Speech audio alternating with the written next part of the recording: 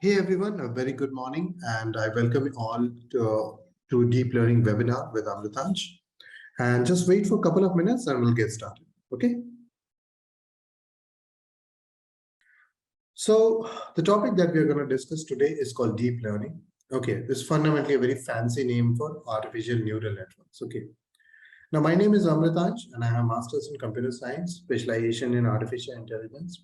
I have my own company called Neodynamic AI, and I have been working in the field of artificial intelligence for 5 years now. Okay, so I started from 2017 and this is 2022, so like more than 5 years actually. And I have been mentor for Change for Hotel Innovation Mission. I also a mentor here at Learnbay for deep learning courses. And today we are ensuring, or we are trying to get into understanding how the overall idea of deep learning works.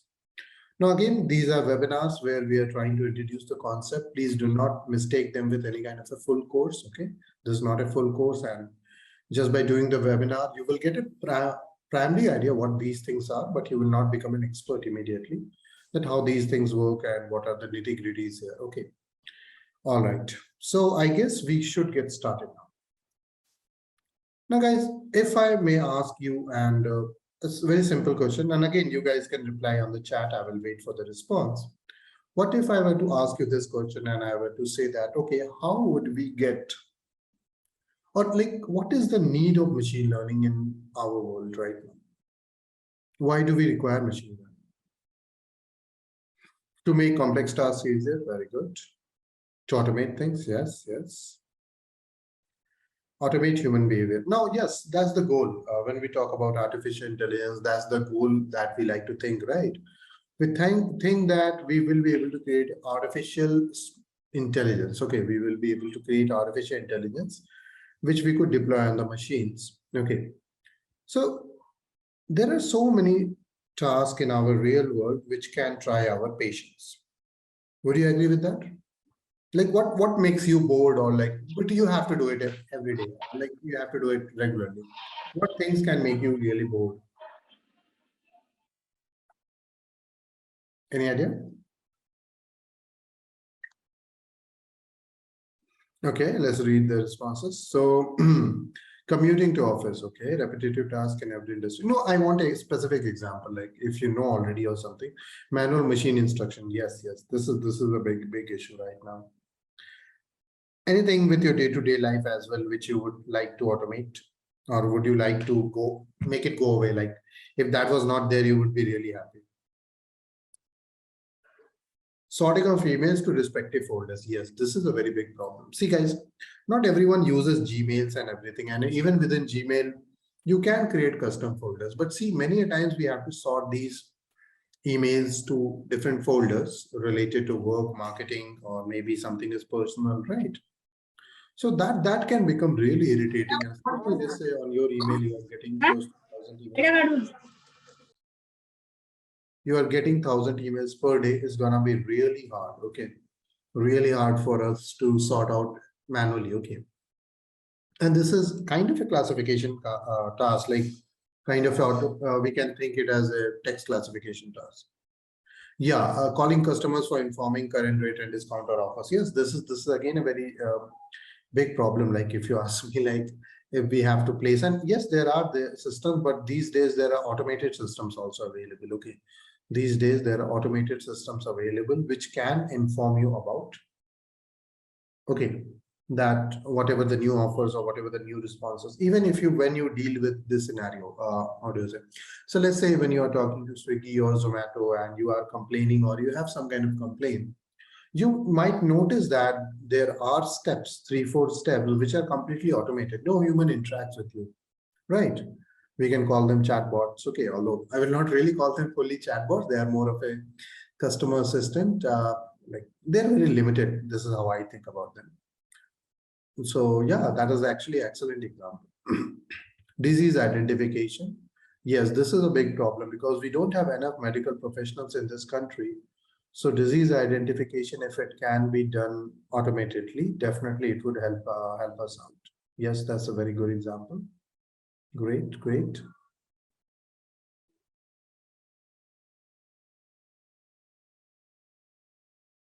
Okay. Yes, guys, and there could be a lot of tasks that we want to automate. Maybe just marking your attendance. Okay, marking your attendance. This can be automated based on face detection or fingerprint detection, right? You don't have to manually do all this thing, right? So before I get into deeper, because there are multiple terminologies which intersect with each other, I would really like to kind of shine a light on that.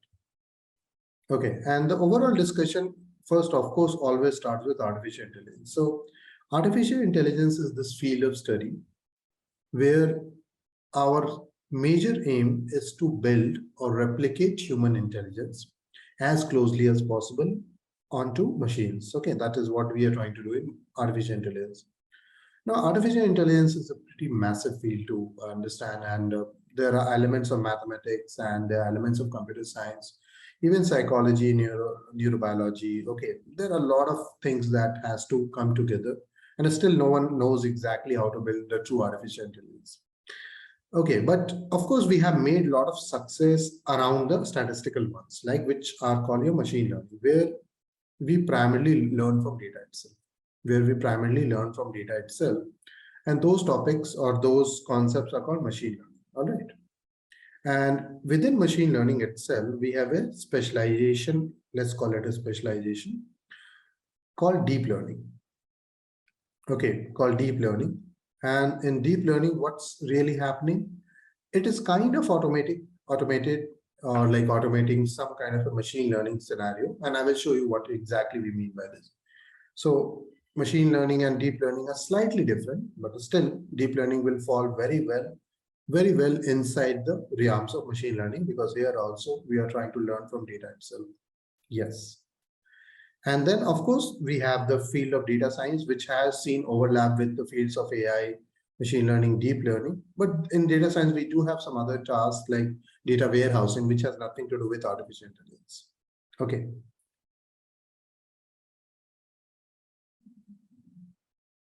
Asha, that's a very big topic. Like if you really want to know like which fields in AI are like under research, like every major field is kind of under research, and it is very hard to tell that what will happen after 10 years. Okay.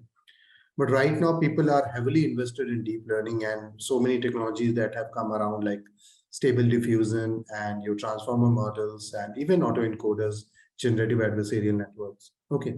So, but again, this is gonna take like a very long discussion for you to understand what exactly matters. Okay. In a simple way, if I have to move forward and if I have to show you a neural network, I think I can show you this picture. Let me just show you this like this. Inherently, we end up creating a lot of different nodes, and I will show you how to do this, so don't worry about this. We will end up creating a lot of different nodes, and we will try to merge them together to build a network. Okay, this is why we call them neural network. Okay, and this again can be utilized for various machine learning tasks as we go forward, and we will try to see how this is built on what are the functionalities or how we can solve this problem as we go across. Okay, all right.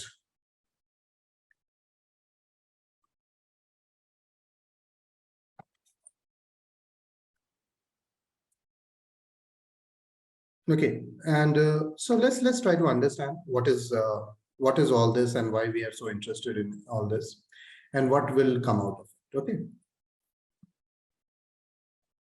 Okay. Any questions till this point? One moment. So first of all, I want to talk about the overall idea of machine learning and then kind of draw a contrast here. So as you know, this is like a two-part series. Right now we are in part one itself, because I told Learnbay that it will take time to explain everything. But let's start with something simple. Okay.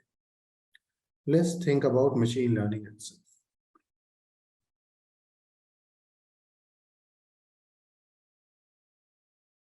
So guys, what do you know about machine learning? And even if you do not know anything, don't worry. We'll take it from scratch, so it should not be a big issue for you. But what does machine learning means to you?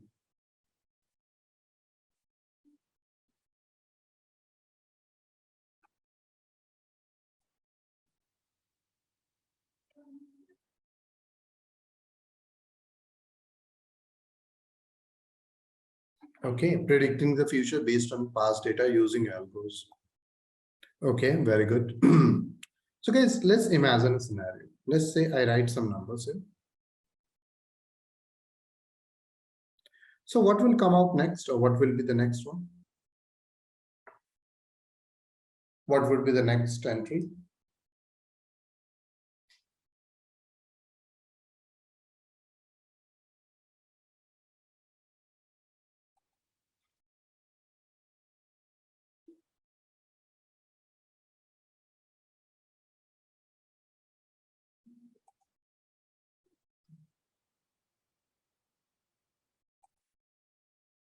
Okay, most people are responding 4, and yes, it looks like a right answer here, 4.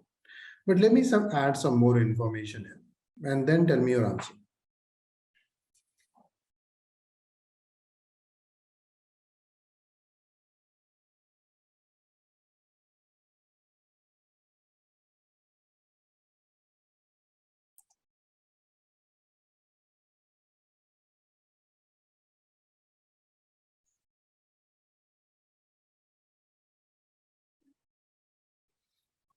Now what's the answer? Now most people are observing this actually looks like a Fibonacci. Okay, and then you get answer as 5. Okay, so basically Fibonacci works like this. The current value, the n value, is basically summation of the last two values. Sorry, n minus 2.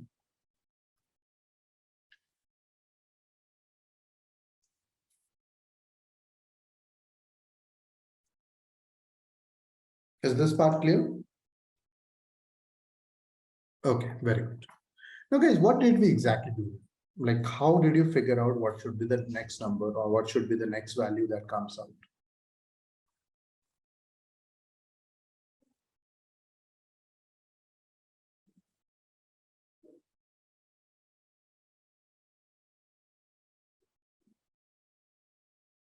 Seeing the pattern, right? People figured out a pattern here, like so let's talk about pattern. So whenever we talk machine learning, we have to definitely think about this word called pattern. Now, what is pattern for you?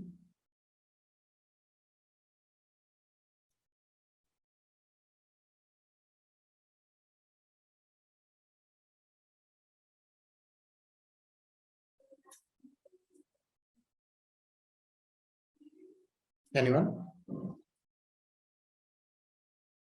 Function. Okay, Harsha says function. That's correct. Pattern is something that makes mathematical logic. Yes, perfectly. Something logical. Yes, all right. Yeah. Pattern, the way I like to think is definitely, I like to think it as function. Someone says pattern, my brain directly goes and thinks about a function. Okay. So let's say I write is equal to y is equal to x squared. Okay. What have I done here?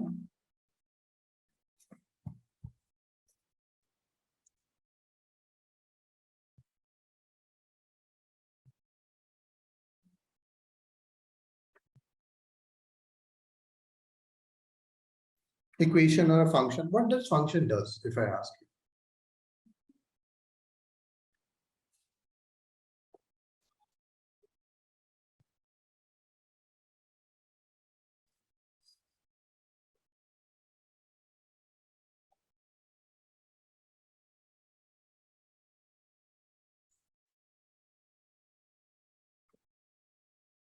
Yes, basically you provide a set of inputs. So X will take your input and Y is basically your output, right?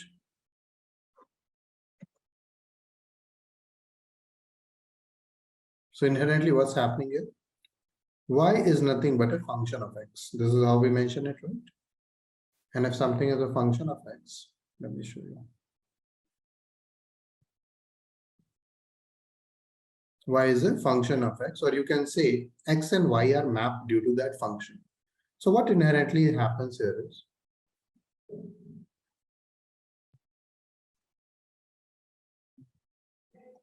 you provide X as your input and you get X squared as your outcome. Okay. This is your outcome or this is your output. Okay. X to X squared. So as you can see, if I were to provide 2 as input, what would be my outcome?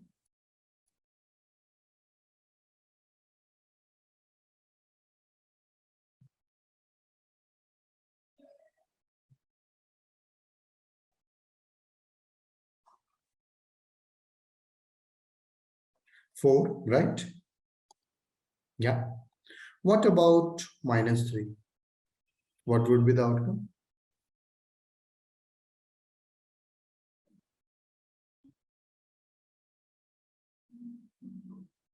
9.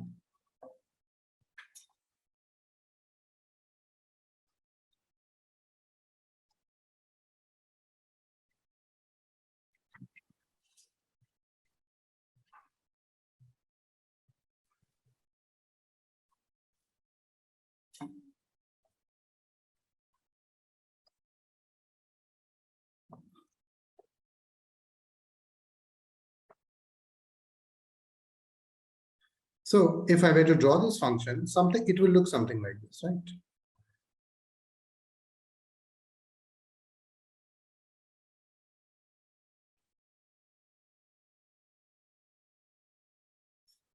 And this is, I can make, this is the function. Let's say y is equal to x squared, right? This is x, or let's mention it as, let's write f of x, okay? Let's just simply say f of x, and this is your y. This is like a parabolic function. Now, what happens in data science or primarily machine learning is, no one tells us the function. The major task is the function approximation itself. The major task is function approximation. That you want to figure out what is the function behind the scenes. Now, guys, why would I like to do that? What would be the rationale behind it?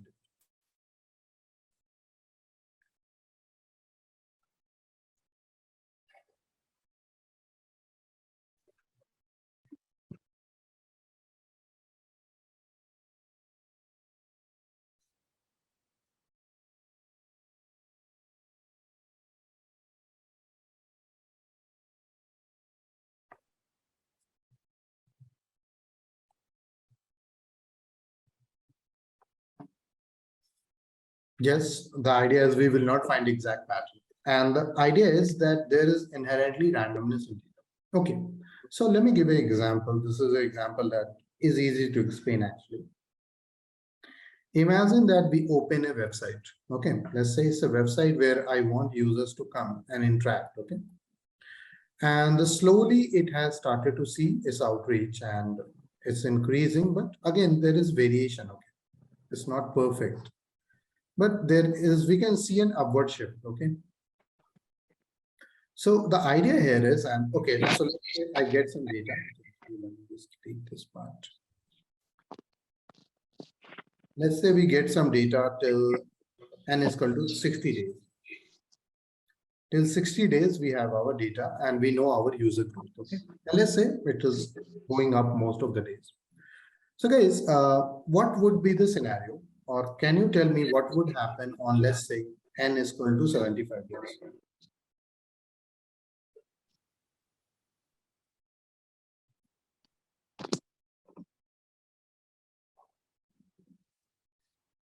On n is equal to 75 days, what's going to happen?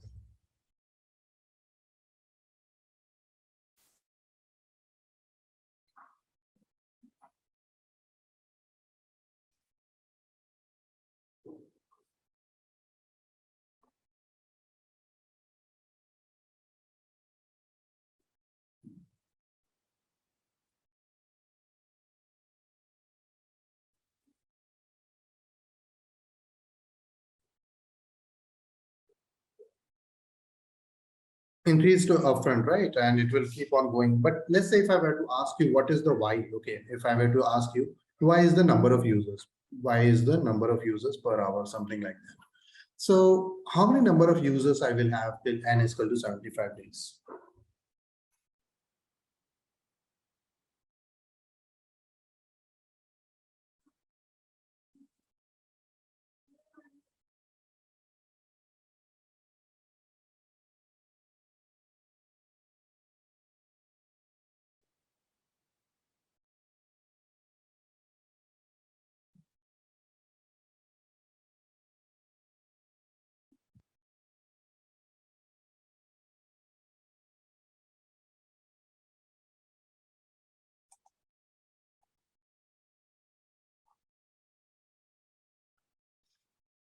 Yeah, you will have to come up with the idea of a function.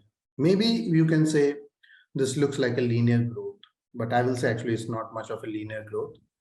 So maybe you will try to figure out a function or approximate a function. And the idea is if you could approximate the function as best as possible, based on this function, we will be able to estimate what would come out in the future. Would you agree with this idea? So this is the whole idea. So why do we want to find pattern? And see, guys, machine learning is almost synonymous to the word pattern recognition.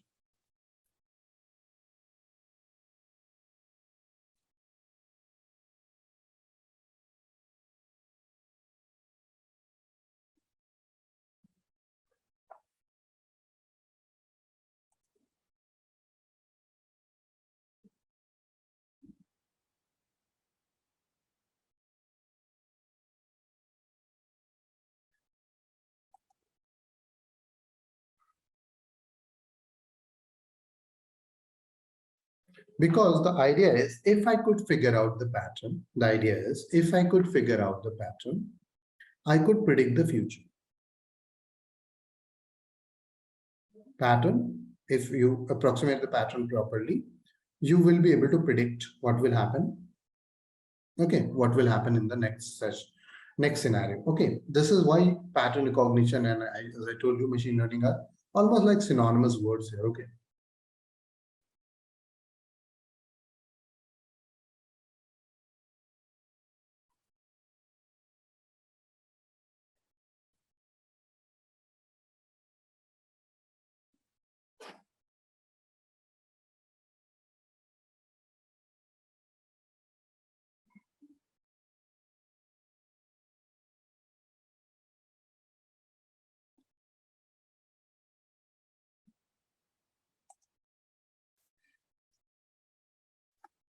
Is this part clear to everyone? Because this is the basic here. Unless we do not establish this, it would be hard for us to move forward. So everyone understood why we require pattern recognition? Very good. Now, of course, there are a lot of ways and processes where we would be able to establish this. But again, I cannot go into machine learning because, again, this is like a deep learning session. But still, I need to ensure that you understand what is machine learning or what is the basics of machine learning and what we are intending to do in deep learning. All right. And don't worry, I will give you time. I will give you time to ask questions as well. So don't worry about that. Now, deep learning is, as I told you, is a specialized or is more kind of a way of automated machine learning. Now, in machine learning, we have something called feature selection. Okay.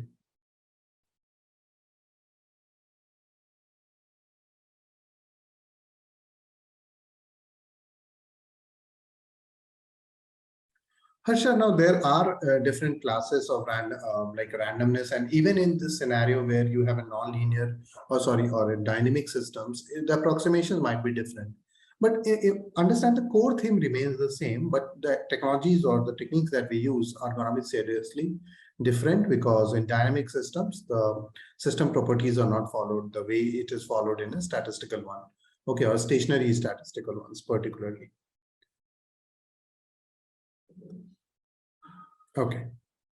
So in your classic machine learning, we have like feature selection, like based on ANOVA or F-score, as we like to call it, mutual information, correlation. We try to select these features through statistical techniques and try to determine which are the better features to take forward and use them, right? That is something that we intend to do time and again. Okay, now this is something of a problem because what happens is there could be different scenarios where we could get different results. Okay, and in some features, so in ANOVA, maybe some features are important, and in mutual information, there is some other set of features that are important. And it also becomes really tough once you have like large number of features to work and try to reduce the features over there. So it can keep becoming tough over there. So we need to figure out how we can solve or what we can do to solve that problem. Okay, and that will be something of an interest to us. So let me just have a look and let's just see that what we can do about it. So let's imagine we are running regression. So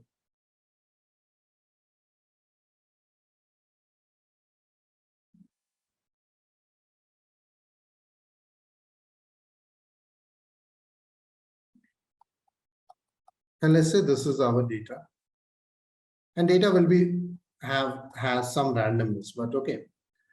But let's say, can we imagine being or plotting a line or kind of a linear manifold here? Would you be able to imagine this?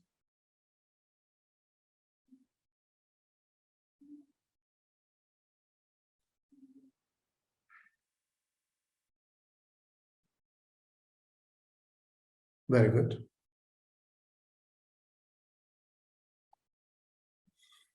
Now, similarly, of course, you could imagine different equations passing through this data.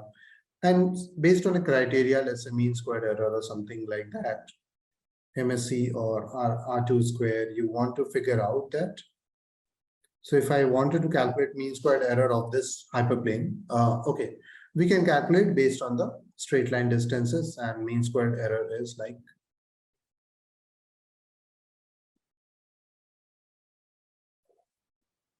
and so on. Okay, for all the points, you will get the straight line distance and try to establish what is their mean squared error. So mean squared equation kind of goes like this. Now, y hat is the predicted one, y is the actual data, and this is the mean squared error that we utilize and we work with. Okay, and this is how we kind of take this forward. Now, the question becomes, okay, but this function approximation, and of course, it can go very nonlinear as well, right?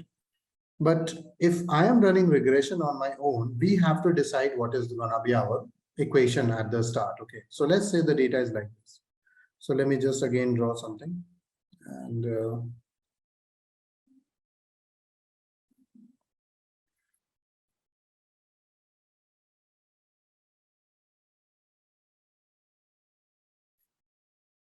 okay, now here you will notice very clearly that a line might not be the best one to represent this data. Maybe you require some higher power or some higher complexity function. Something like this. A sine wave or some kind of a polynomial function. Very good. But the problem is, upfront we need to know this. Now, if your data is in high dimension, let's say your data is in 10 dimensions. So guys, till 3 dimensions, you will be able to visualize all this. Okay. But let's say your data is in 10 dimensions, you cannot visualize that data. How would you figure out that function?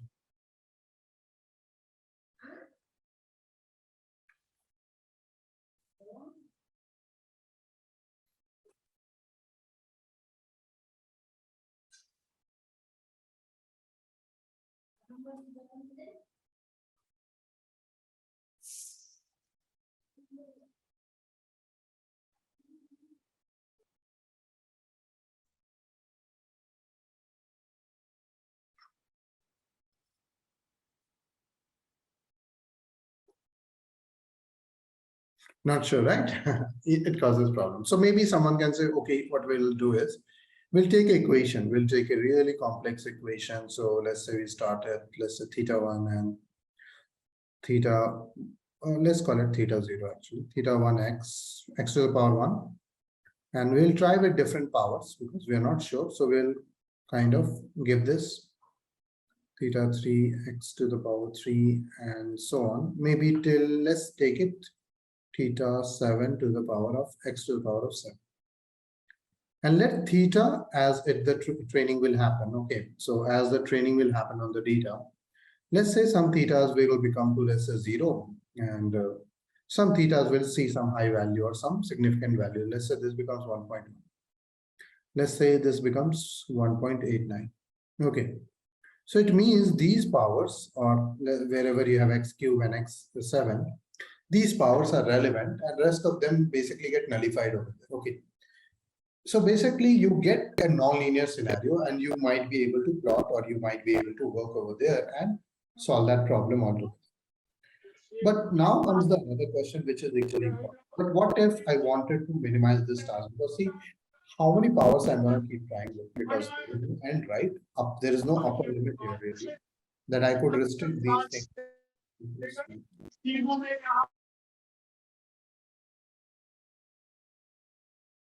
So there is no upper limit that I could keep doing this and I could keep pushing this, right? So what would be the solution?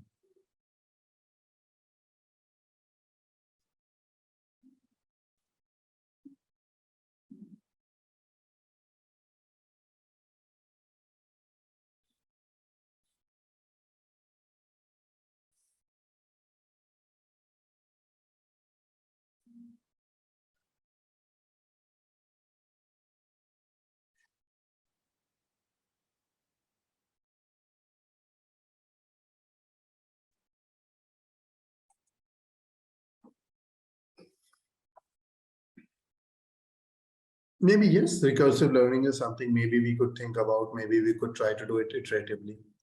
But what if I do not want to take this headache where I could try to solve the problem on my own completely based on the hyperplane, or do not want to decide the function upfront, okay? Because it's really gonna be hard for us. It's gonna be really hard for us to do all this, okay?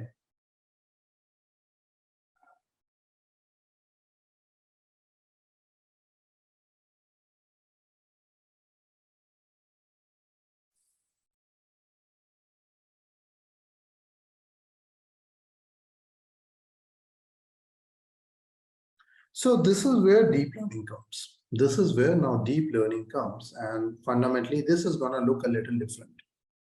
Okay, this is gonna look a little different. And okay, now let me show you what is the classical idea and what is the fundamental work that we are intending to do while we are using deep learning. Okay. Now, deep learning is like a very fancy word. Okay, it's a very fancy word, but it has relevance. It has its own relevance.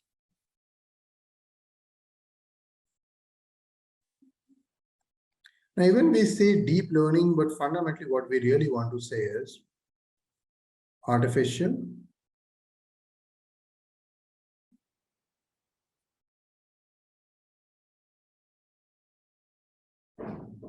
neural network.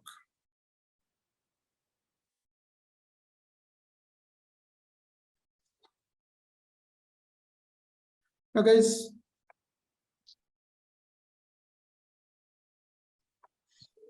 now deep learning has a lot of applications. Yes, text, audio, and these are definitely a very good use cases, but actually deep learning can be used in various problems.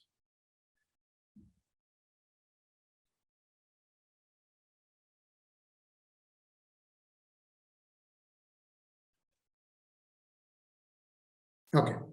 So guys, first of all, can you talk to us or can you tell me what is a neural network? Do you understand the simple idea, the biological one, of course?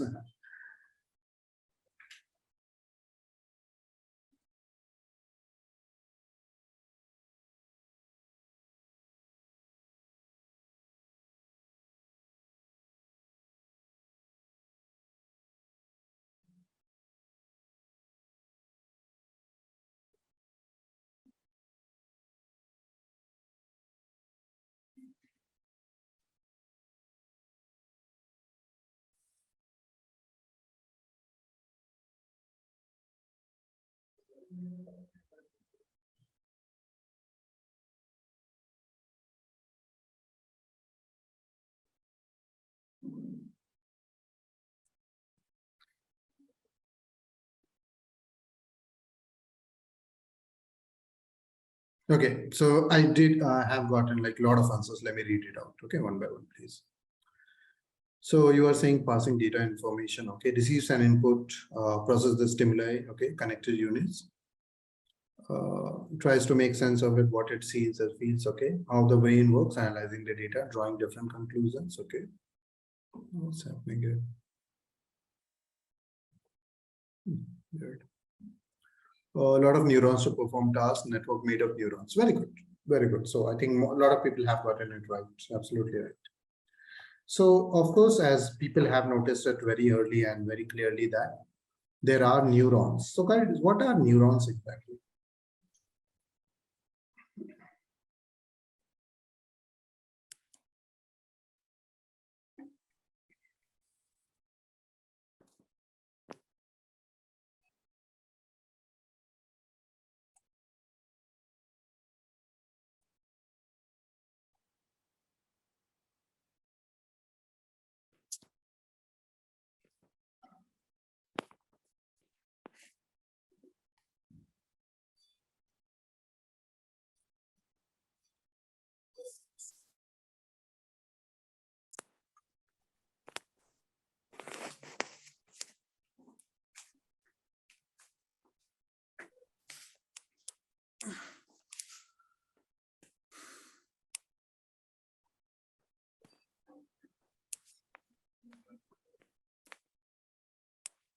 Okay, let me explain what are neurons, the biological ones. Let's start with the biological neurons idea first of all. Okay. So guys, as you might know, your brain and your nervous system is made up of a different kind of cell, which is called neurons, right? So in neurons, what happens is the structure. Now I'm not very good at drawing, so I will try my level best. But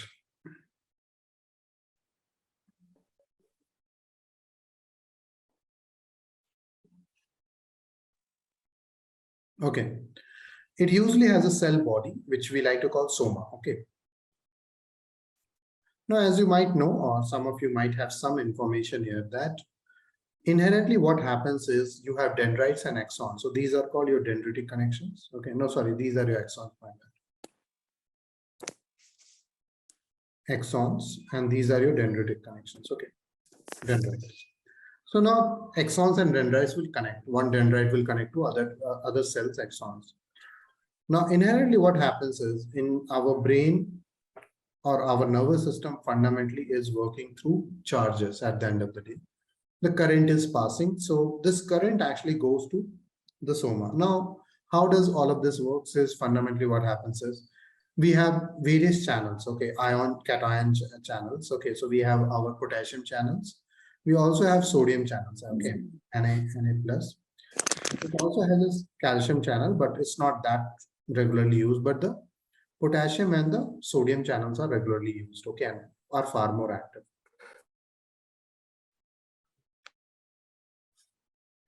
Now, due to this activity, what does happens is, now this cell or this cell body almost behaves like a capacitor. Anyone knows what is a capacitor?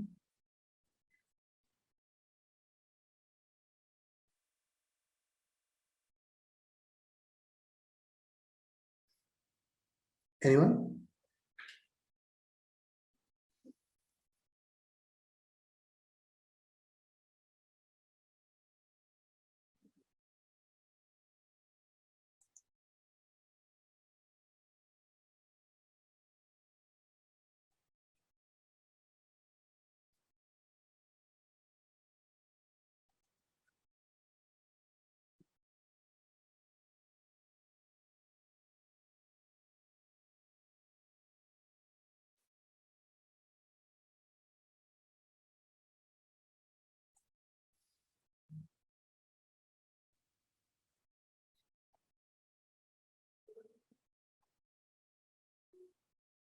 Yeah, it kind of stores electrical energy. Okay, the idea of capacitor is you might have seen your RC circuits, right? So any charger that you use, okay, any charger, phone charger, mobile charger, phone charger, laptop charger, and all of them have these arrays actually of resistors and capacitors. Okay, so this is your resistor, okay, and this is a capacitor, and this is your power source. Okay, so the purpose, and this is called a RC circuit. Now, RC circuit actually behaves like a low pass filter, but the major task of capacitor is to store. Capacitor stores electrical energy. Okay. Now, even in your fans, you have this actually. And whenever the fan starts, basically it has to overcome a lot of like friction, or like you can call it like you have this initial threshold that you have to cross. So what you can do is, or the way it is done is, if it gets overcharged, there is a sudden release of the energy. There is a sudden release of the energy. Electrical surge, yes. We require electrical surge to start these kind of motors at the end of the day. So what happens, very similar thing will happen to the brain and the cell body that it has. Okay, so the idea is, let's say in the brain itself also, same thing will happen. Okay, let's say it starts at a lower value and slowly the charge accumulates, okay? There is a threshold, usually I think it is 65 MeV, okay? Okay, so till 65 MeV, it will keep on increasing, okay? Then what happens? It behaves like a short-circuited capacitor. Okay, so where the charge becomes excess or the electrical energy becomes excess, and it goes boom. There is a spike. Then again it comes down, and then again it starts to rest. Goes up. One moment. Goes up. Comes down. goes up, comes down. These are called spikes or action potentials. Okay, we call them either action potentials or spikes. Okay, and our brain basically sends signals like this. Okay, basically it sends signals like this throughout the rest of it, or rest of the our nervous system. And then again, within the brain itself, our brain physiology is pretty complex. If you were to ever look at it, let me show you how these neurons actually look like. Neurons in the brain. Okay, and this is really complex actually, guys. Okay, any of these pictures that I take, and this is a very standard idea how all of these things work, and how all the synaptics and everything is connected, as a matter of fact.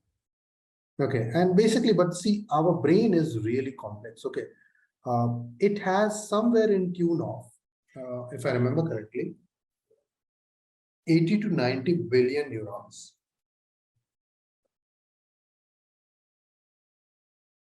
Okay, an adult human brain has somewhere like 80 to 90 billion neurons. And you can understand it as maybe 10 to the power 10. Okay, if you are just approximating it, you can simply say it is 10 to the power 10, 80 to 90 billion. Okay. And but that's not the interesting part. Each neuron on an average has somewhere around 10,000 connections. See, a neuron on its own is not that gonna be impressive. Okay, it's not gonna be that impressive to you. But once you have 10,000 connectivities per neuron, that makes it very interesting.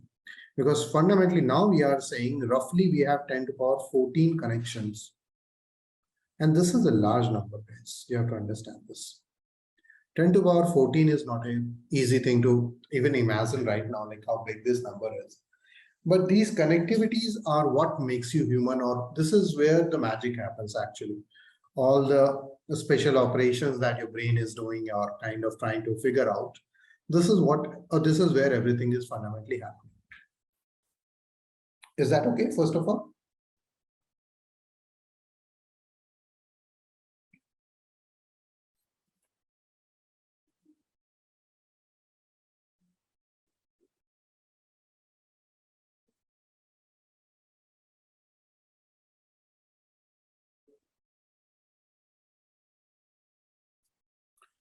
Okay. Yeah, very good, very good. So this is where the magic happens. This is where your personality is built, and so much information that your brain encodes is right there. Okay. Now, when we talk about neural networks, so of course, we always think biological neural networks. But through engineering, people have tried to replicate the principles of it. Now, let me be very clear over there. The neural networks that we are going to talk about, in principle or in exact theory, they do not exactly work like your biological neural networks. Okay. They are barely mathematical approximation. Okay, they are kind of a mathematical approximation of what a neuron does, and I will show you how it does and what is the fundamental idea and how we can get about it. Okay, but they are not exactly how our own brain works, because our brain neurons are far more complex than the mathematical models that we have built, the mathematical models of the brain that we have built, or the neurons that we have built for ourselves. Okay. So it's going to be far, far more complex, and people are working in that research area as well. Okay. But right now we are not going to discuss that part. Okay. So guys, I think this is a very good time before I move on with the concepts. And okay, so guys, what we will do is we'll take a 5-minute Q&A. And then a kind of a 5-minute break. Okay. So guys, if you have any questions, you can unmute yourself one by one, or you can also ask the questions right here on the chat itself. Harsha, yes, okay, this is again a very debatable question, but see, if you have given enough data, then yes, most of the time I have seen neural networks outperforming machine learning. But if you have very less data, okay, then a standard machine learning algorithm is going to be far, far better for you than a deep learning algorithm. Okay, so guys, everyone, right now we are going to focus on Q&A. So anyone who has a question can write down on the chat. I will read it out for everyone and then I will answer. So please let's go ahead and ask.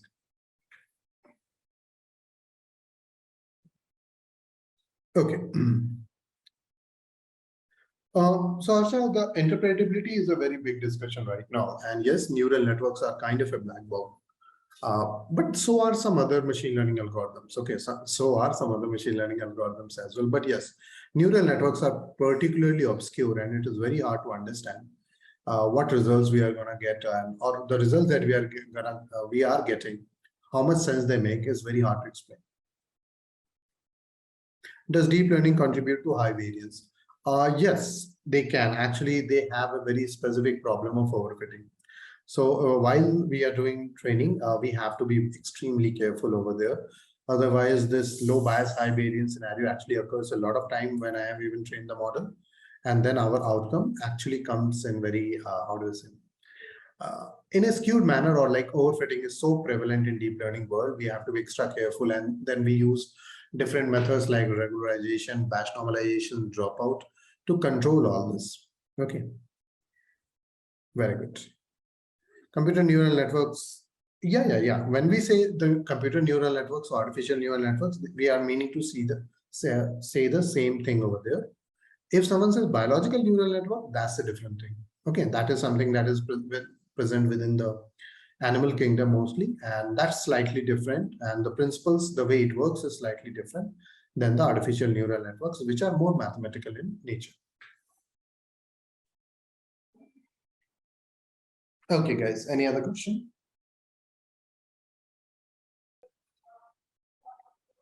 Okay. At the end, we have to build an AI model and deploy it somewhere. But if we perform dimensional reduction in between before giving to algorithm, no, so Harsha, it's like in deployment stage, that's not our headache. Deployment stage is just the prediction stage. All these kind of things that you are doing. So if the question is going to be in this direction, that in deployment stage, what matters? No, sorry, you cannot do that. That data that comes to us, let's say at this moment, this data is real.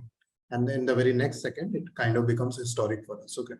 So all of these analysis, statistical analysis that we do is usually done on the historical data, not on the live data. Not on live data, we do not do any kind of training or refitting. It is always stored in the backend. And in parallel, a lot of lot of models are trained or retrained. And in future, they are shipped towards the future model or the latest model, and they are shipped out. Okay, they are like shipped out like a product actually. Okay, so in deployment stage, we try not to actually figure out which features are right. That's very tricky. People have tried to do that. It actually leads to model deterioration. The model performance starts to deteriorate because there is going to be some shift or variance change that will always happen in the real world. And we do not want to get stuck in that loop. Okay, so it's actually not that convenient if we wanted to do that. Yes, you will have to have the same pipeline. So if you are using dimensional reduction of any kind, the pipeline should also have while deployment, you should have the same pipeline, and you should have the same kind of dimensional reduction going on over there as well. Okay, very good. Okay, guys, taking a break for a couple of minutes, and then we'll kind of continue. Okay, so just a couple of minutes, and we'll be back.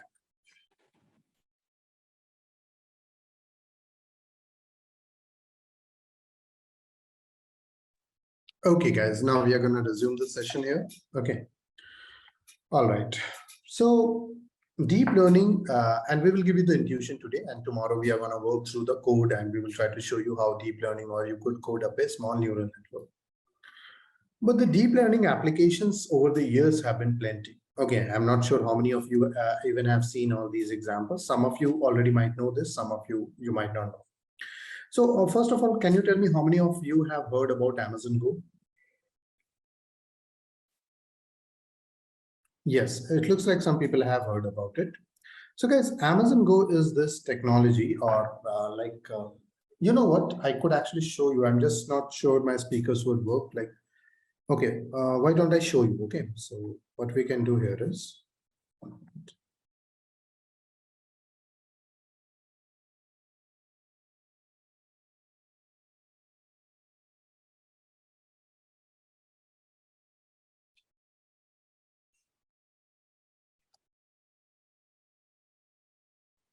Okay, why the link is not launching?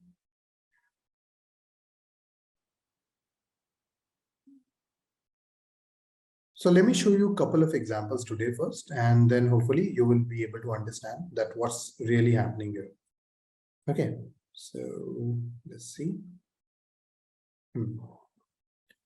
One moment, guys. For some reason, Firefox is not launching. What's the reason here? Let me just launch Firefox. Okay. Let's try it once again.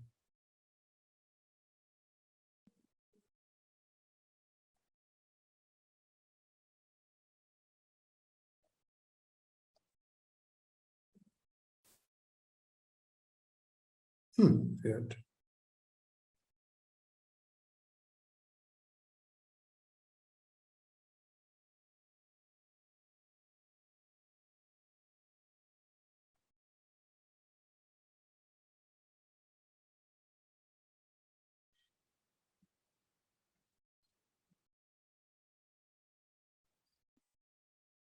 Okay.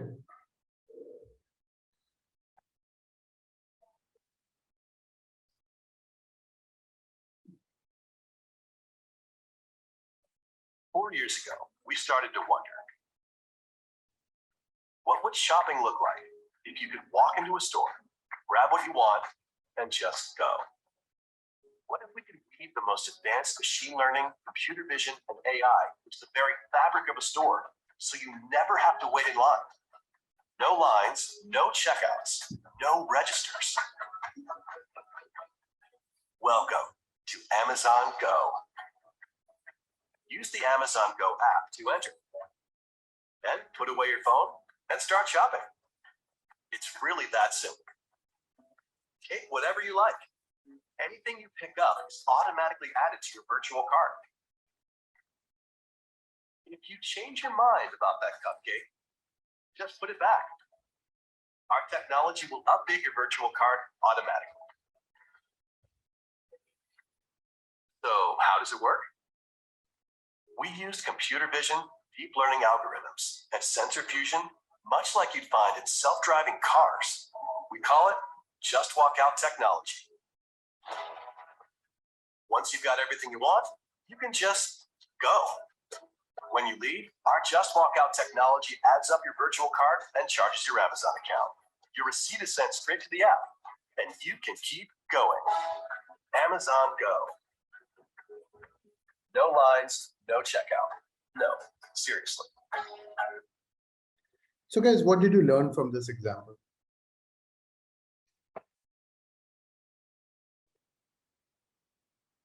What did they show you over there? Like, what is Amazon Go? Like, what is the imperative exactly?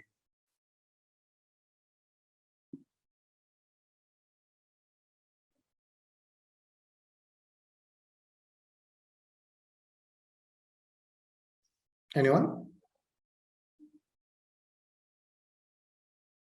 The ultimate ease of doing shopping. Yeah, it's the ultimate ease, right? There is no checkout, there is no registers, things just automatically getting added to your cart and everything. And Amazon is working very heavily and it is trying to deploy this in USA. There are some stores, but still it is very, I will say, testing phase. It has not really become the practicality of life yet. But this is going on, and understand, without deep learning, it's just not possible. The amount of data points they must be collecting per store is just would be momentous. And if you were to try to use some small machine learning algorithm, this would just not scale up to that level. Yeah, it is completing. See, we talked about the boring stuff like you do not want to do. So you do not want to stand in a line time and again, and see, it is automating that task. Yep. These things are boring, repetitive. We don't want to do this. So in online shopping, of course, we are safe from this. But whenever I go in-person shopping, we have to do all this, right? And through machine learning or deep learning particularly, we are able to kind of navigate and try to solve this. Although still it's not a fully solved problem. Let me be very, very clear about this one. Okay. But still we are going in that direction right now. And there are other examples as well. Yeah, Harsha, I think that is the trade-off, right? Something will need to give at some point. Something will, there is, I think there is a philosopher, I'm forgetting who said this actually. There are no solutions, only compromises. Okay. In real world, there are no full solutions. If you ever expect, there are only compromises. So you have to choose the compromises that works for you.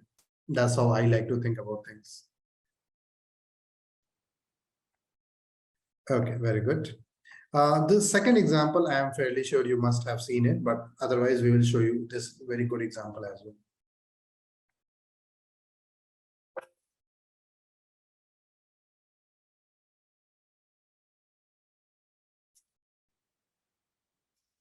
Back in 2009, in our early days at Google, we started working on self-driving cars.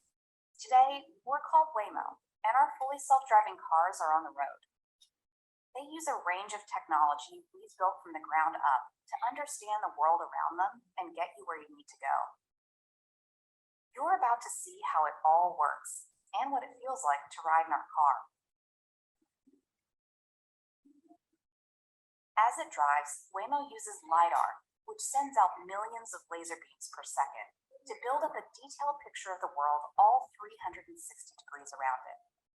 It also uses radar to detect how far away objects are and their speed. And high-resolution cameras detect visual information, like whether a traffic signal is red or green.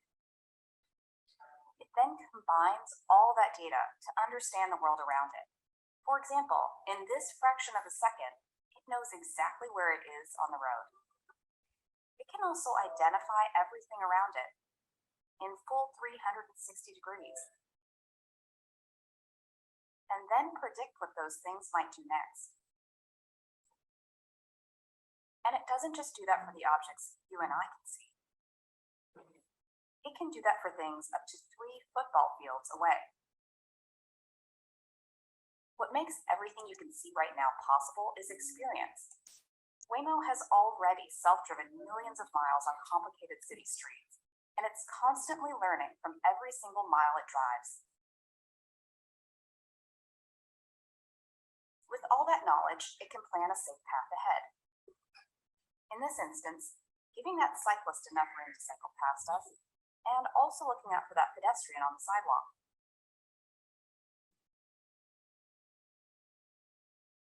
And when it comes to making decisions, this is a good example of how Waymo doesn't just take into account your safety. It also makes sure that both you and the people around you feel secure and at ease. So now that you know how Waymo works, it's time to take your first ride in one of our cars. Take a look around. You're now riding in a fully self-driving car. Some things might immediately stand out. The fact that there's screens, which show you what the car is seeing and the route it's taking. But you might also notice that the ride feels a lot like being driven in a regular car. And that's the way it should feel.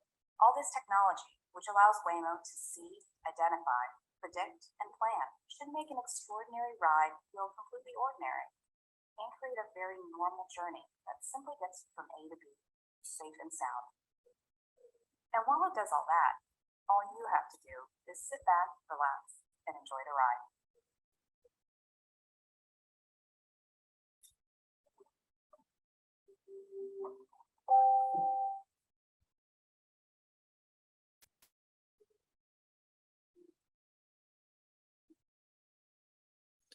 Okay, guys, so what did we learn from this example?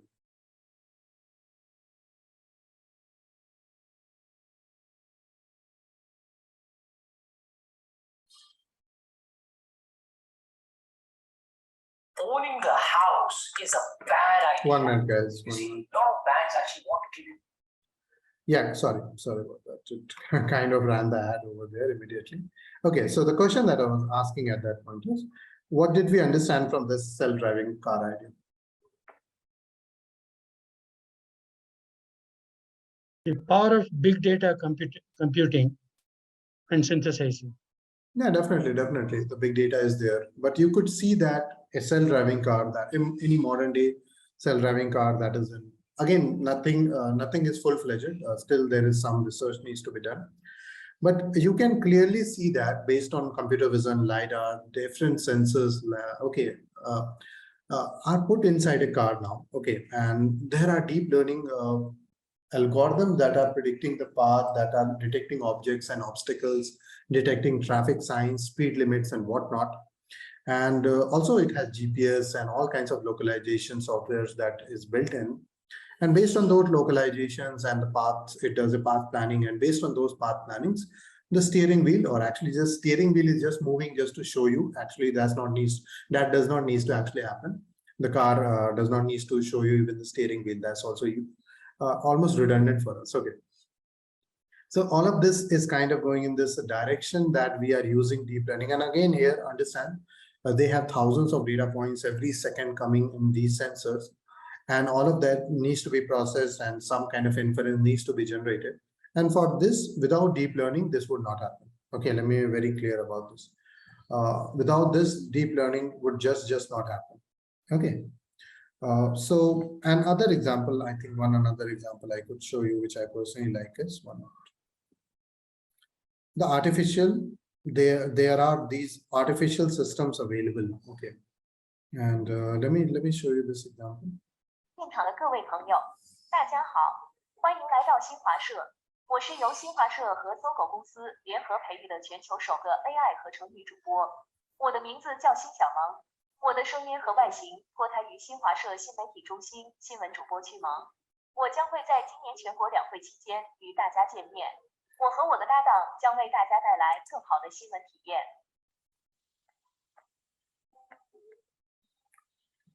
What did we learn here?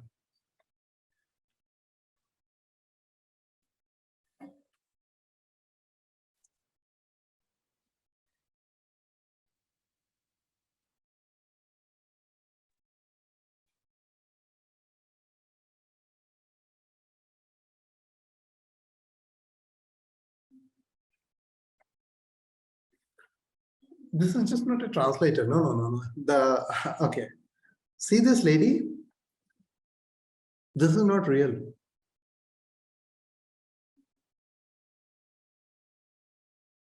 No, it's not robot. It's robot when you see, okay, maybe you are thinking a physical manifestation. No, it is a artificial video generated. This human that you are noticing is not actually human. It's an artificially generated video actually. And this one can now read news for you.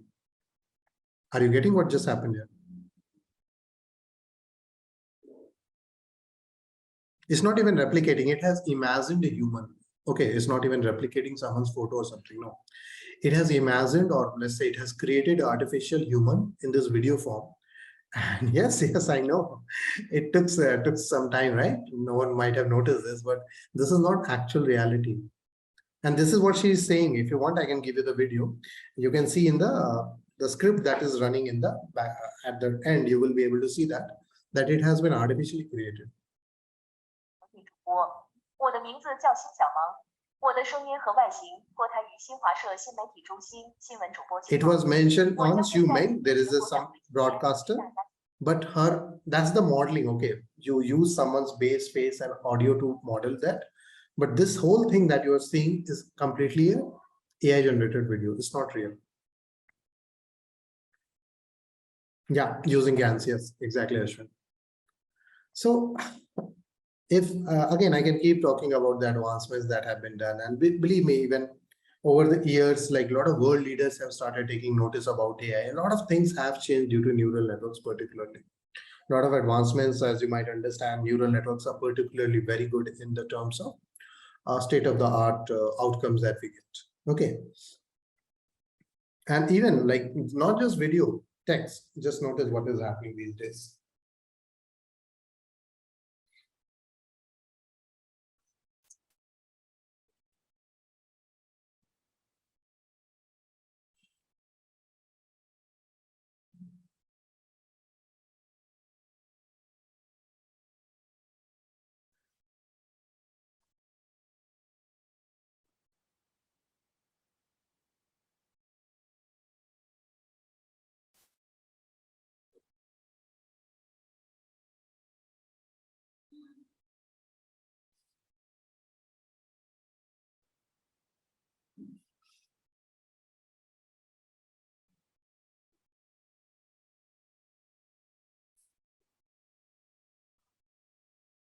So guys, what do you notice in this example?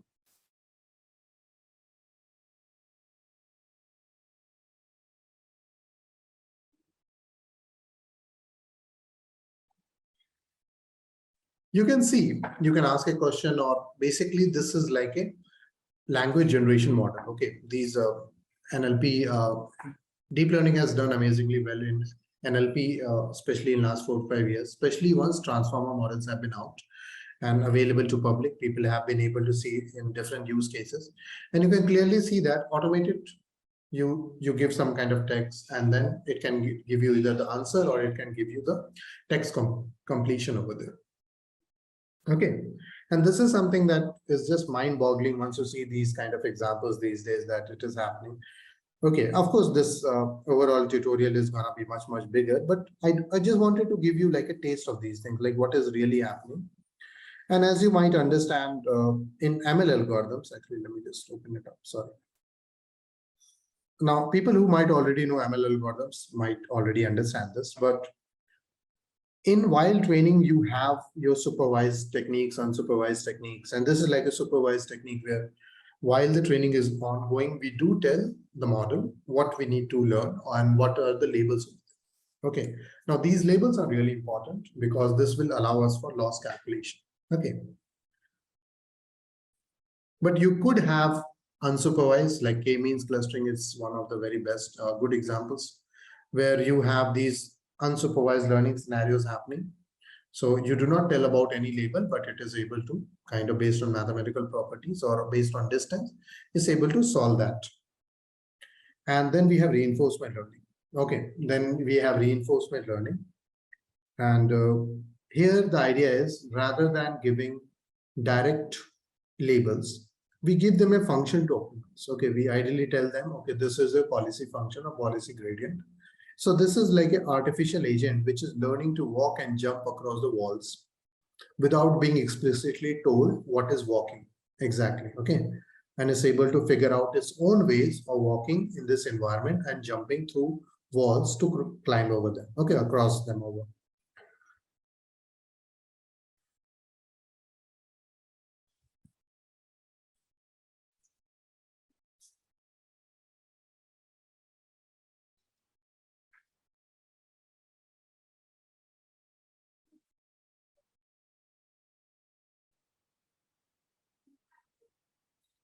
Okay. And similarly, like we have a lot of machine learning algorithms, and again, we have unsupervised, supervised reinforcement learning scenarios over there. And there are different use cases like identity fraud detection, diagnostics, weather forecasting, market forecasting. And similarly, why I'm telling you all this is fundamentally, you can imagine most of these use cases and almost all of them can also be helped or at least aligned with deep learning as well.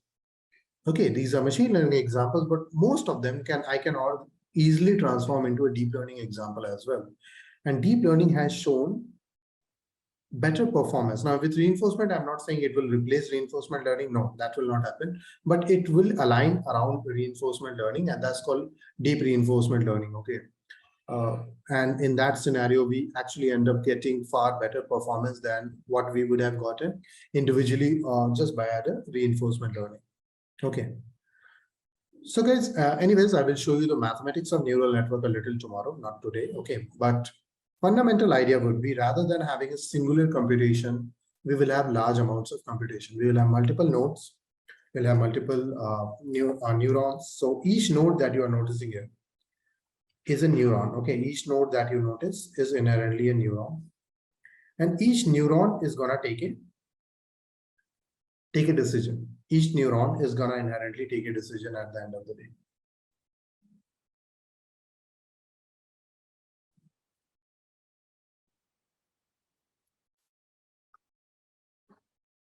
Okay, now there are different kind of activation functions that we utilize in neural networks to perform and produce non-linearity over there, kind of provide them with a non-linear relationships over there. Okay, so sigmoid, tanh, ReLU, leaky ReLU, LU, ELU is exponential linear unit, or even max out or softmax. So there are different kind of equations that we utilize over there.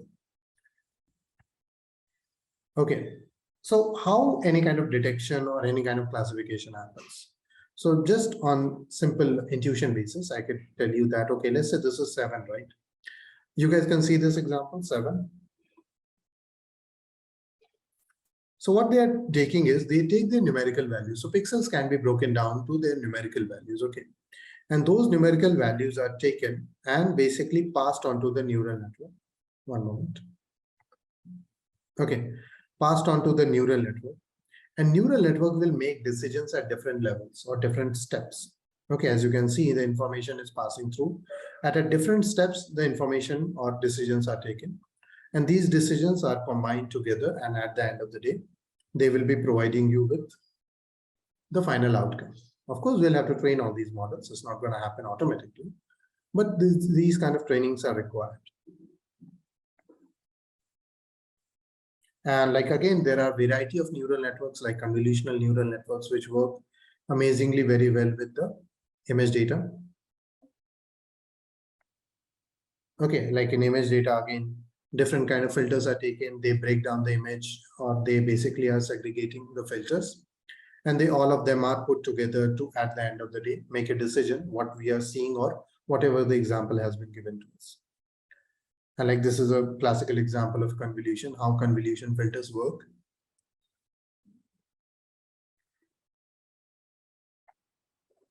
And similarly for text or sequential data, we have something called recurrent neural networks, where we have sequential data. So it's going to be, it will look a little different than your classical image data. And you will have these kind of sequences one after another. And those sequences we will be able to kind of modify and notice and would be able to produce outcomes based on that.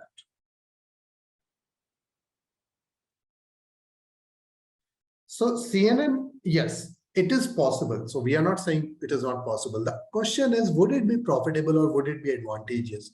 So no, unfortunately, CNNs have always shown far better accuracy in terms of image data, and RNNs are far suited for sequential data. But yes, you can use them vice versa, but do not expect any state-of-the-art performance in that sense.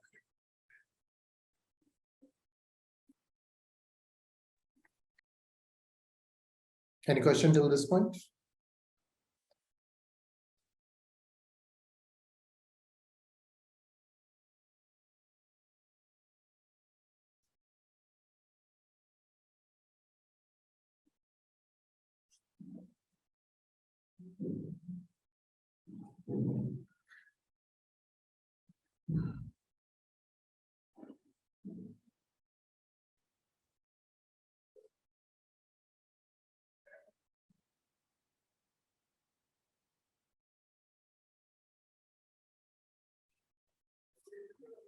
Okay, very good. Similarly, we have autoencoders which are utilized. CNN and RNN, Harsha, is like more specialized. ANN is a general neural network idea.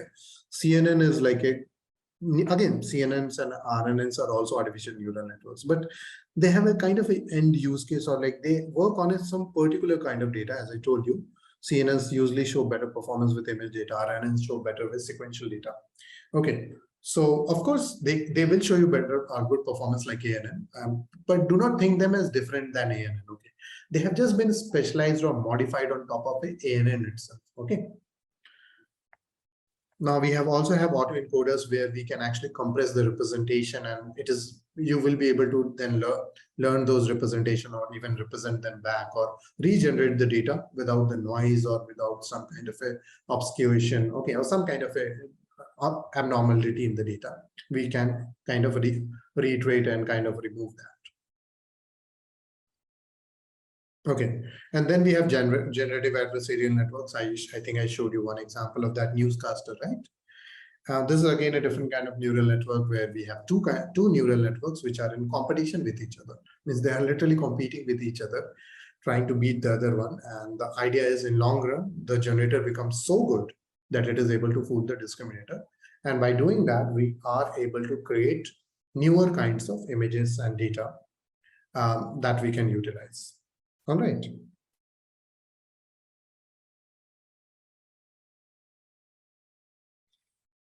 All right. And again, like this is a GAN example. Okay. The reference one is the first image, okay? And the second one is not a copy paste, it is generated, AI generated image. Can you see the difference? Or would you be able to tell the difference?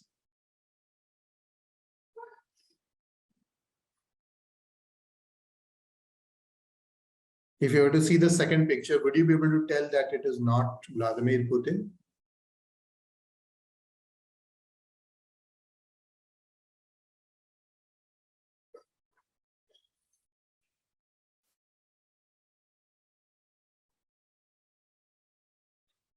It's tough, right?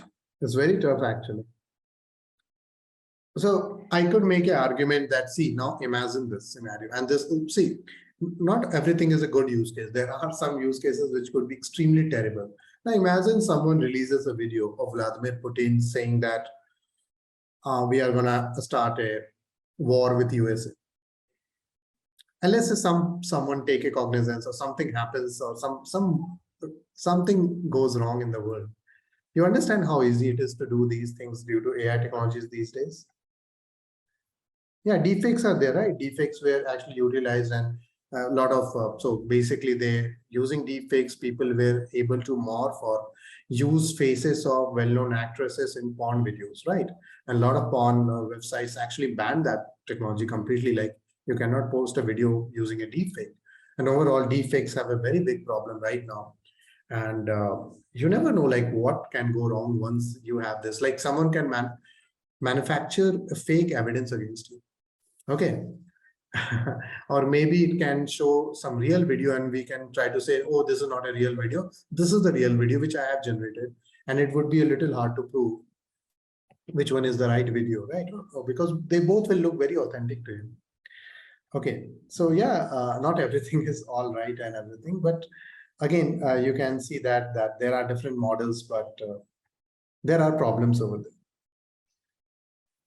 Not Harsha, not exactly. It's not exactly RLA to be in a very precise manner, because it's not really like doing this, how do I say, kind of like your discovery scenario. Okay, it is just optimizing each other. Fundamentally, that's really what's happening. And there is a one common loss function, min-max loss function that they are kind of working with. So no, not exactly RL. Okay.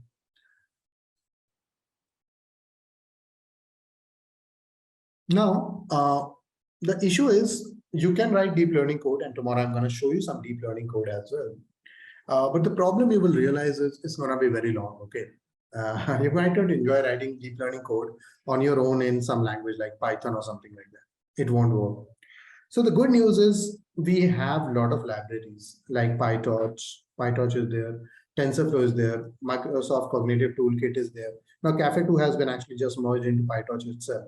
DMLC MXNet is also there, like DL4J. If someone is in Java, they should definitely look into DL4J. Torch is there, but Torch is fundamentally what has become to PyTorch. Theano has been now dead. Keras has been integrated with TensorFlow itself.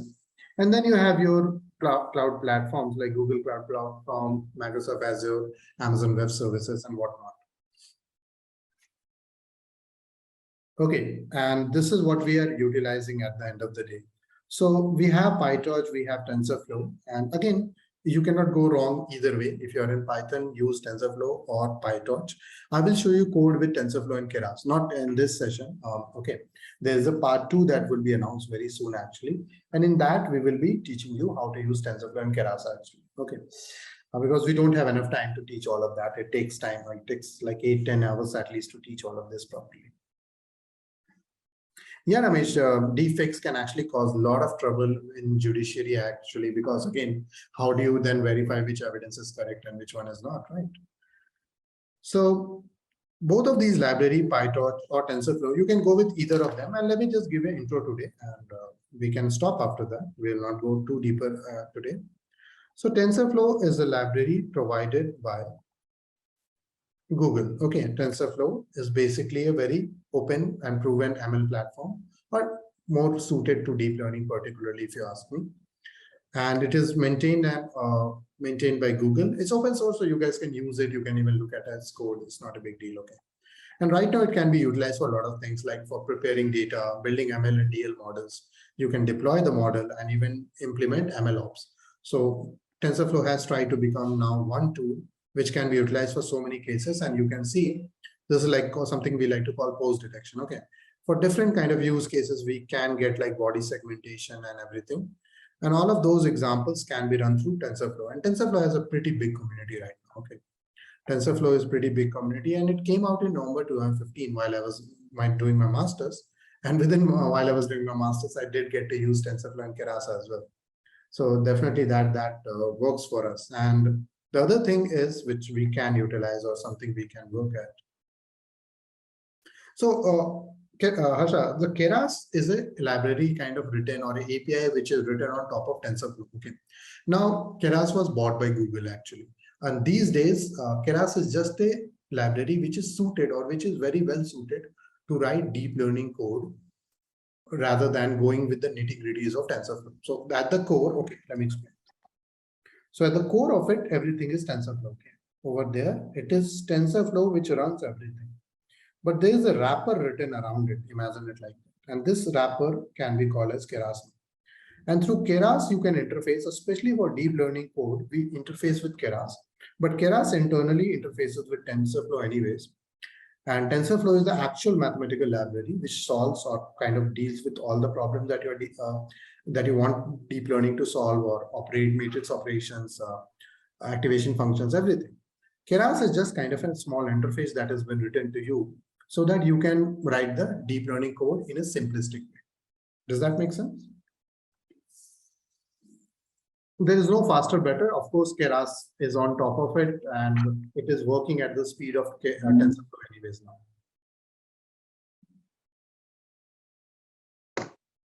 Yeah, TypeScript. Very good example, Ramesh. Yeah, the way TypeScript has come for JavaScript now.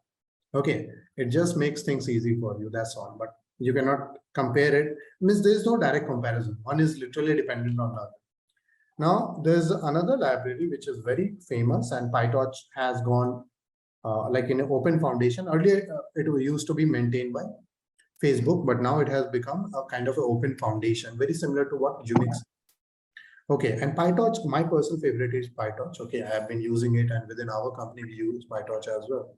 And even PyTorch has everything, like whatever almost TensorFlow provides you, kind of you can say PyTorch also provides you the same thing. Again, it can be run on mobiles and different kind of edge devices. And there are like a lot of support elements available, and its community is equally very big right now. And again, it provides you with the audio, text, visual, data. Okay, there are supporting libraries which can help you, and it can be installed in almost any Linux, Mac, or Windows. And as you can see, different kind of installations have been provided. Nowadays, it is also providing support in C++ and Java. Earlier, it was just Python only, but you can see now it has also come into Java as well. Okay. So again, we can utilize something, okay, and with all this, and we can kind of go ahead and install Torch as well in Windows or Ubuntu, Linux, or even Mac actually, even you can utilize. So we can utilize through Mac as well. Okay. So all of this is totally available, and both you can go with either of them. It does not really matter. Okay. Both of them are really popular right now and are really supported throughout the world by Google and Facebook, and would be available on all kinds of cloud platforms, okay, like Azure, GCP, AWS. And you cannot go wrong with either of them. Although for our study, we will definitely look into TensorFlow and Keras, okay? But that will happen in the part 2. So guys, tomorrow what I want to cover is, tomorrow I want to show you the maths of the neural network, okay, how the mathematics work. And I will also show you a small code in Python, just simple code in Python, and where we will show you how a neural network works. Okay, so it's going to be a very simple code for you guys. Okay, so all that will be there. But anyone who wishes to really pursue these things in deeper sense, I think should definitely consider Learnbay as your preferred. Okay, and in this preference, why I'm because as I told you, I do teach deep learning here as well. And here you guys could look into different kind of courses. And this course I am talking about, Advanced Data Science and AI program, which I teach. Okay, and it takes time. Okay, it's not a simple course. It will take time. But again, Learnbay does provides different kind of programming and programming expertise. And for different kind of professionals, you can have data science and AI and advanced AI ML program for tech professionals, right? So you guys can do all these projects as well as go through the course. Plus they have courses for full stack development as well as data structures, algorithms. So if anyone is lacking in the full stack or data structures, or if they want to go deeper with those courses, they should definitely go deeper and kind of think about this and kind of go ahead and work throughout these courses as well. Okay. You can reach out to us, and I will say anyone who is interested, they should definitely apply for counseling. Just provide us your number and someone at the team will definitely contact you. Okay. All right. All right, guys. I think now we can open up. Now we can open up the session for question answers, because again, these webinars are allowed, or why we are doing this. We want to reach out to more people and we want to understand what they require and require. Yeah, please go ahead. Please go ahead. Hey, was there so much बघा काय होते येताना माघारी कधी जायचे आता किती वाजले? Hey guys, when you're not talking to me, please mute yourself. Okay. So I have also given some links here if you want to join and if you want to stay connected. Okay, so I think there is a question. Let me just read the question. Will we have different bias values for each neuron in the same internet? Yes, definitely. Although neural network will kind of, while the training, it will kind of get decided. But yes, we do end up having different bias values.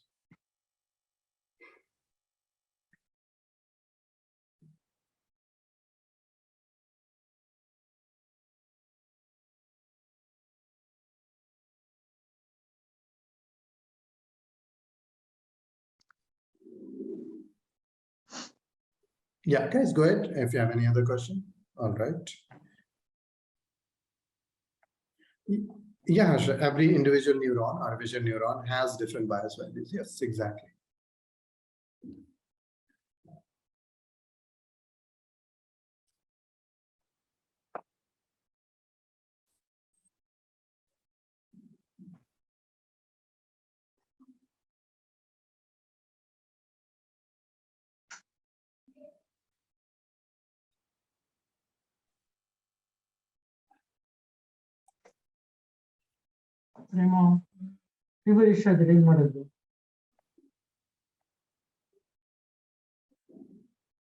Okay, guys. So if you have any questions, please go ahead.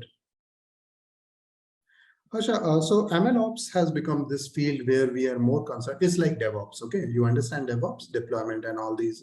So over there, like we have to deploy, we have to monitor. Similarly, same things have to be done for ML techniques as well. We need to take our ML models and deploy them, monitor them, and continuously see that if the performance is degrading, that do we need to replace them?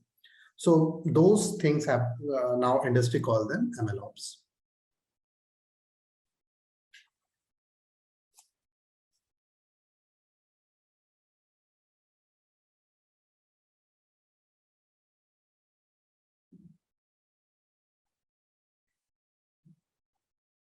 Okay. So guys, I think we have shared you links for Learnbay, a YouTube channel and Telegram. Feel free to join. And tomorrow we are going to look deeply into the overall concept of neural network. And over there, we will show you the maths first and then some coding, like how it is done exactly. Okay. And so that will happen tomorrow. And I hope you learned something for today's session. And this will happen, we'll continue and we'll try to make it part 2 as well, where in part 2, we will be mostly focused on TensorFlow and Keras. Okay, so that will happen after, I think, a couple of weeks. But I think this is a good intro to start with for all of you who are just very new to deep learning. And here we can take off. Okay, after this, we can take off and we can take a deep dive and we could try to work through different examples and see why deep learning has become so very famous, right? All right. Hey guys, you guys have an amazing day ahead. Take care, and I'll see you guys tomorrow at 9:30 a.m. Okay. All right. Yeah, definitely. Thank you. Thank you, guys. Bye, guys. Take care.